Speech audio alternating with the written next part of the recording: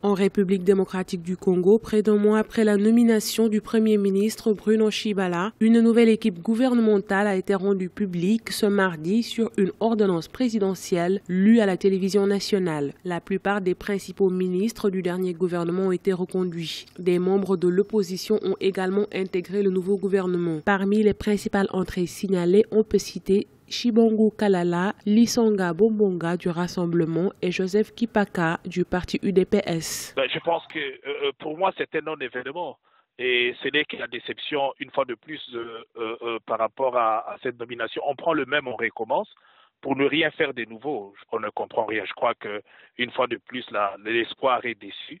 Et nous pensons que la situation ne pourra pas changer. Depuis un certain temps, la situation sociopolitique de la République démocratique du Congo est émaillée par des violences et des manifestations liées par la réélection contestée du président de la République Joseph Kabila en 2011. Selon de nombreux experts, ce remaniement ministériel va favoriser l'unité nationale et va apaiser la situation sociopolitique. L'objectif des accords politiques, c'est pour éviter la violence.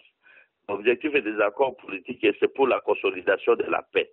Et je pense, ce qui est beaucoup plus important aujourd'hui, il faut qu'il y ait un gouvernement tel que ça vient d'être publié pour s'attaquer aux problèmes majeurs de notre peuple, de personnes et de leurs biens.